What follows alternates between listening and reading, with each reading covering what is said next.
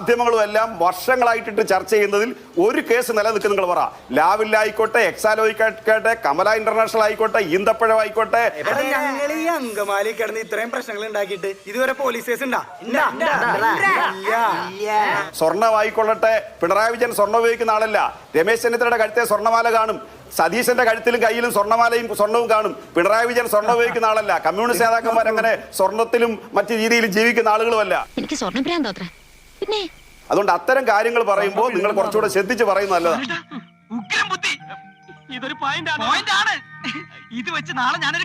A പത്മകുമാറിന്റെ മൊഴിയടക്കമുള്ള വിവരങ്ങളുമായി ബന്ധപ്പെട്ട കാര്യങ്ങൾ പുറത്തുവരുന്നു. റിമാൻഡ് റിപ്പോർട്ടിൽ അന്വേഷണ സംഘം ചൂണ്ടിക്കാണിച്ചിരിക്കുന്ന കാര്യങ്ങൾ പുറത്തുവരുന്നു. ഓരോന്നോരോന്നെ പുറത്തേക്ക് വന്നോണ്ടിരിക്കുകയാണല്ലോ.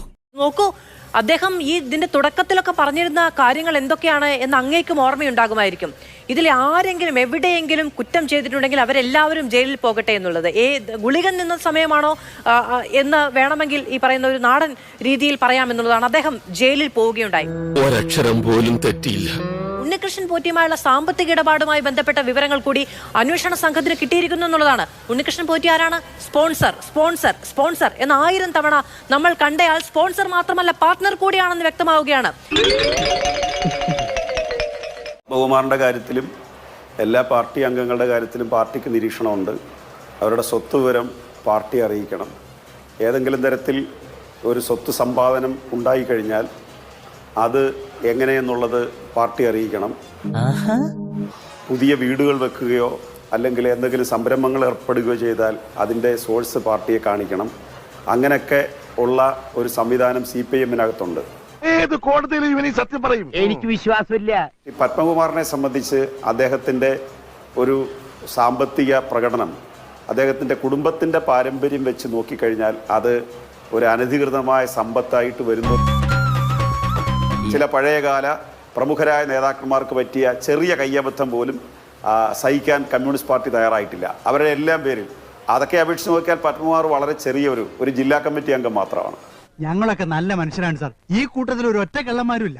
സാറിന് മനസ്സിലായില്ല. അപ്പോൾ അത് മോശമായ ഒരു പോസ്റ്റ് എന്നല്ല ഞാൻ പറഞ്ഞത്. അപ്പോൾ അതുകൊണ്ട് അങ്ങനെയുള്ള ആരെയും സംരക്ഷിച്ച് ശീലമില്ലാത്തൊരു പാർട്ടി ആയതുകൊണ്ടാണ് ഞങ്ങളെല്ലാവരും ഇത്തരം ആത്മവിശ്വാസം അതിനകത്ത് പ്രകടിപ്പിക്കുന്നത്. സ്റ്റാൻഡിൽ പിടിച്ചോളാം തെളിവോടെ. പിടികൂടുമ്പം ബബ്ബാന്ന് പറയരുത്. കേസിന്റെ പശ്ചാത്തലത്തിലല്ലാതെ അങ്ങ് പറഞ്ഞത് ശരിയാണ്. പത്തനംതിട്ടയിലെ പ്രധാനപ്പെട്ട ഒരു കുടുംബത്തിലെ അംഗമാണ് എ പത്മകുമാർ. ശബരിമലയുമായി ദീർഘകാല ബന്ധമുള്ള ആളാണ്. അദ്ദേഹത്തിന്റെ അച്ഛന് ബന്ധമുണ്ട്, പി അച്യുതൻ നായർക്ക് ബന്ധമുണ്ട്, ശ്രീ എ പത്മകുമാറിന് ബന്ധമുണ്ട്. ഈ യോഗദണ്ഡുമായി ബന്ധപ്പെട്ട് എടുത്തങ്ങ് കൊടുത്ത് കൊണ്ടുപോയി നന്നാക്കി വാ മോനെ എന്ന് പറയാൻ മാത്രമുള്ള ബന്ധം അദ്ദേഹത്തിന്റെ മകനുണ്ട്. പിന്നെ ഞങ്ങള് പണ്ടേ സ്ഥാനികളാ. പക്ഷെ അതൊക്കെ അനധികൃതമാണ്. അനധികൃതമായ പല കാര്യങ്ങൾ നടത്തിക്കപ്പെടാൻ ഉപയോഗിച്ചിരുന്നു എന്നതടക്കമുള്ളതാണ് ഈ പറയുന്ന ഞെട്ടിക്കുന്ന വിവരങ്ങൾ എന്ന് പറയുന്നത്. ഇപ്പോ സാറ് തെറ്റിദ്ധരിച്ചിരിക്കുക. ഇദ്ദേഹം ഒരു സാധുവും പരമപരോപകാരിയുമാ. ശ്രീമതി മാധു, പത്മകുമാർ MLA മന്ത്രിയും ദേവസ്വം ബോർഡ് പ്രസിഡന്റും ഒന്നും അല്ല. ഇപ്പോ പത്മകുമാറിന്റെ പാർട്ടി സ്ഥാനം മാത്രമേ ഉള്ളൂ. മനോഹരം, ഗംഭീരം. അപ്പോൾ മന്ത്രിയായിട്ടിരുന്നോ MLA ആയിട്ടിരുന്നോ? MLA ആയിട്ടിരുന്നവള് കമ്മ്യൂണിസ്റ്റ് പാർട്ടിക്കകത്ത് കീഴ്വഴക്കമുണ്ട്. പക്ഷേ 2 MLA-മാർ കേരളത്തിൽ ജയിലിൽ കിടന്നിരുന്നു. അവരിപ്പോഴും ആ പാർട്ടിയുടെ നേതാവ് തന്നെയാണ്. അത് ഏത് കേസിനാന്നുള്ളതും ശ്രീമതി മാധുവിന് അറിയാം. അടുത്ത സമയത്ത് തന്നെ അവർ ജയിലിൽ കിടന്നേ. ദേവസ്വം ബോർഡ് പ്രസിഡന്റ് കൈപ്പടയിൽ തന്നെ എഴുതണ്ടേ? പ്രധാനപ്പെട്ട തീരുമാനങ്ങളെല്ലാം അല്ലാതെ എഴുതാൻ പറ്റില്ല. അത് കൈപ്പടയിൽ തന്നെ എഴുതിയത്. അതിലൊരു ചെറിയ ക്ലാരിറ്റി വരേണ്ട കാര്യം, പത്മകുമാറിൻ്റെ കയ്യിൽ കിട്ടുന്ന നിർദ്ദേശം അത് പിന്നെ പിത്തള പാളി എന്നുള്ളത് കിട്ടുകയാണ്. ഞാൻ പറഞ്ഞില്ലേ അമ്മ, ഇതൊക്കെ ഒരു അഡ്ജസ്റ്റ്മെന്റ് ആണെന്ന്. അതിനകത്ത് സ്വർണം പൊതിഞ്ഞ പിത്തളപ്പാളി എന്നുള്ളത് ആണോ ഈ മുരാരി ബാബു എഴുതി കൊടുത്തത്, അതോ കേവലം പിത്തളപ്പാളി എന്നുള്ളതാണോ? ആ പിത്തളപ്പാളി മാറ്റി ചെമ്പാക്കിയതാണോ പത്മകുമാർ എന്നുള്ളതിന്റെ ക്ലാരിറ്റി ഉണ്ടാവണം. ഞാൻ പറഞ്ഞിട്ട് വല്ല കറുത്തണ്ടാ ഇല്ലേ? ആള് കൊള്ളാവല്ലോ, കടുവ ഫാമിലിയെ പിടിച്ച കിടുവ. തീരുമാനത്തിലല്ല കൈപ്പടയിൽ തിരുത്തൽ വന്നിരിക്കുന്നത്, അതിലെ പ്രയോഗത്തിലാണ്. ഇനി അങ്ങനെ പിത്തള എന്ന് കാണുമ്പോൾ അടിസ്ഥാന ലോഹം ചെമ്പാണല്ലോ എന്നൊരു ചിന്ത അദ്ദേഹത്തിന് അക്കാഡമിക് ആയിട്ട് ഉണ്ടാവുകയാണെങ്കിൽ ശരി, അതിൽ ക്ലാരിറ്റി വരുത്താൻ വേണ്ടിയിട്ടാണ് ഉദ്യോഗസ്ഥരടക്കമുള്ളവർ ഉള്ളത്. കളിപ്പിക്കുമ്പോ ഒരു പുതുമ വേണ്ടേ? അവനാ കള്ളനെ ന്യായീകരിക്കാൻ വന്നിരിക്കുന്നു. ഇതെല്ലാം കമ്പ്യൂട്ടറൈസ്ഡ് ആണ്. അവിടെ ഈ പറയുന്ന 98-ൽ സ്വർണം പതിപ്പിച്ചിട്ടുള്ളതാണ് എന്നതടക്കമുള്ള കാര്യങ്ങളിൽ അറിവുള്ളവരുണ്ട്. അത് കറക്റ്റ്. അങ്ങ് തന്നെ പറയുന്നത് പോലെ ശബരിമലയുടെ ചരിത്രം മുതൽ വർത്തമാനം വരെയുള്ള മുഴുവൻ കാര്യങ്ങൾ അറിയാമെന്ന് എ പത്മകുമാറിന് വളരെ വ്യക്തിപരമായി അറിയാം അത് സ്വർണ്ണമാണ് എന്നുള്ളതൊക്കെ. താനിങ്ങനെ ഊഹത്തിനെ പോലെ ഓരോന്ന് പറഞ്ഞുകൊണ്ടിരിക്കും. അതൊക്കെ കേറി അങ്ങോട്ടേക്കാൻ ഞങ്ങൾ അത്ര കോപന്മാരൊന്നുമല്ല. കുറച്ചുകൂടി ക്ലാരിറ്റിയോടുകൂടി പറയൂ. 98-ലൊന്നും അവിടെ കമ്പ്യൂട്ടറൈസ്ഡ് ചെയ്തിട്ടില്ല. 98-ൽ കമ്പ്യൂട്ടറൈസ്ഡ് ചെയ്തിരുന്നുവെങ്കിൽ ഈ പ്രശ്നമൊക്കെ അവിടെ ഉണ്ടാക്കാൻ പറ്റുമോ? ഇയാൾ എന്തൊക്കെയാണോ ഈ പറയുന്നത്? വളരെ നാളുകളായി ഞാൻ റിസർച്ച് ചെയ്ത് കണ്ടെത്തിയ സത്യങ്ങളാണ് അവ. അങ്ങ് തെറ്റിദ്ധരിച്ചു. 98-ൽ കമ്പ്യൂട്ടറൈസ് ചെയ്തു എന്ന് ഞാൻ പറഞ്ഞിട്ടില്ല. ഞാൻ പറഞ്ഞത് അവിടെ എന്തൊക്കെ കാര്യങ്ങൾ നടന്നിട്ടുണ്ട് എന്ന അടിസ്ഥാന വിവരങ്ങൾ ഉണ്ട് എന്നുള്ളതാണ്. അങ്ങനെയല്ലേ? അങ്ങനെ പറഞ്ഞു.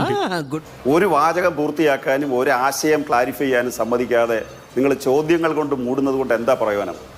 പക്ഷെ ഊഹിക്കാൻ പറ്റുന്നുണ്ട്. നിങ്ങൾ ചർച്ച ഓൺ ചെയ്ത് വെച്ചിട്ട് ഒരു 10-25 മിനിറ്റ് ചോദ്യങ്ങൾ അങ്ങ് സമർപ്പിക്കുക കേരളം മുഴുവൻ. എന്നിട്ട് അത് ശരിയാണെന്ന് നിങ്ങൾ അങ്ങ് നിഗമനത്തിലെത്ത്. എന്നിട്ട് ക്ലോസ് ചെയ്യും. അപ്പൊ പ്രശ്നം പരിഹരിക്കാം. കാലമായി ഞാൻ കേൾക്കാൻ തുടങ്ങിയിട്ട്. CPM-ന്റെ പ്രതിനിധികൾക്ക് ഇതിനകത്ത് ഒരു മറുപടിയും പറയാനില്ല എന്ന് നാട്ടുകാരെ ബോധ്യപ്പെടുത്തണം. ഇല്ലില്ല, ഇനി ഇവന്മാരെ അങ്ങനെ വിടാൻ പറ്റില്ല.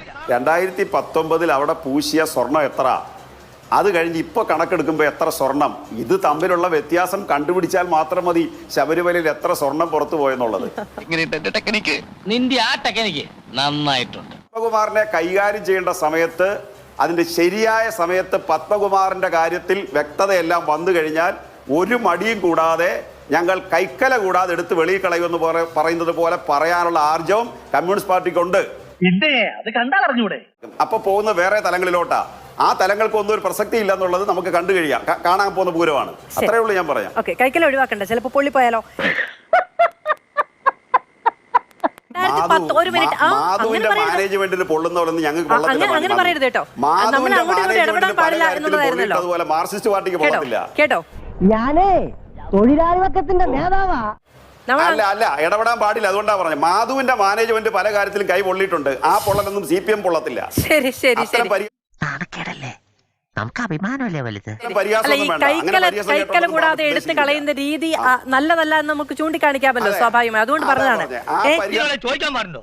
എന്ത് കൊടുത്തിട്ടാണ് നിങ്ങൾ കേസിൽ അറസ്റ്റിലായത് ആരാ? ശബരിമല കേസിൽ അറസ്റ്റിലായത് ആരാ? നിങ്ങളുടെ ജില്ലാ കമ്മിറ്റി അംഗമാണേ.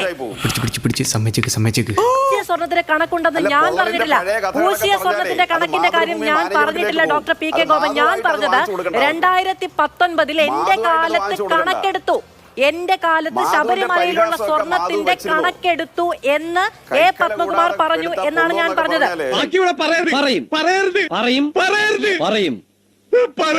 അതുകൊണ്ട് പൊള്ളിയത് ആർക്കാണ് എന്നൊക്കെ പറയുമ്പോ എല്ലാവർക്കും മനസ്സിലാവുന്ന കാര്യമാണ്. ഇതാ പറയണത്, എലി എത്ര മതിച്ചാലും പുലിയാകുകയില്ലെന്ന് ഓരോരുത്തർക്കും ഓരോന്ന് പറഞ്ഞിട്ടുണ്ട്. ഉദ്ദേശശുദ്ധി N. വാസു ഉണ്ടാകുമ്പോഴില്ല. N. വാസുവിന്റെ കാലപരിധി, അതായത് കമ്മീഷണറുള്ള അദ്ദേഹത്തിന്റെ കാലപരിധി കൂട്ടിക്കൊടുക്കാനുള്ള സർക്കാർ തീരുമാനം ഹൈക്കോടതി എടുത്ത് തോട്ടിൽ കളഞ്ഞപ്പോൾ അദ്ദേഹത്തിന് പിന്നീട് ദേവസ്വം ബോർഡ് പ്രസിഡന്റ് ആക്കിയ സർക്കാരാണ്. കേട്ടോ, ഉദ്ദേശശുദ്ധി പൊട്ടിമുളച്ചതല്ലെന്ന് പറഞ്ഞതേ ഉള്ളൂ. ഇതൊക്കെ സ്ഥിരം നമ്പരാ. ഉദ്ദേശശുദ്ധി N. വാസുവിനെ കമ്മീഷൻ ആക്കിയപ്പോഴില്ല. ദേവസ്വം ബോർഡ് പ്രസിഡന്റ് ആക്കിയപ്പോഴില്ല. A. പത്മകുമാറിനെ ദേവസ്വം ബോർഡ് പ്രസിഡന്റ് ആക്കിയപ്പോൾ ഉദ്ദേശശുദ്ധി അവകാശപ്പെട്ടില്ല. ജയകുമാറിനെ ദേവസ്വം ബോർഡ് പ്രസിഡന്റ് ആക്കിയപ്പോൾ മാത്രം മികച്ച ഉദ്ദേശശുദ്ധി. നല്ലത്. ഇനിയും തുടരട്ടെ. ആണല്ലേ? ഒരിക്കോ എല്ലാരും ഒരിക്കോ എനിക്കൂരാൻ പറ്റല്ലോ, കാരണം ഞാനല്ലേ പെട്ടിരിക്കണം. കേരളത്തിന്റെ തലയിലെഴുത്ത് ഇതാണെങ്കിൽ കേരളത്തിലെ ഒരു സാധാരണ പൗരന്റെ കാര്യം പറയാനുണ്ടോ? അഴിമതി നടത്തിയത് പിണറായി വിജയന്റെ അറിവോടുകൂടിയാണ്. ശരിയാണ്, നിങ്ങളുടെ പാർട്ടിക്കകത്ത് സമീപനം അതാണെങ്കിൽ ഞാനത് അഡ്മിറ്റ് ചെയ്യാം.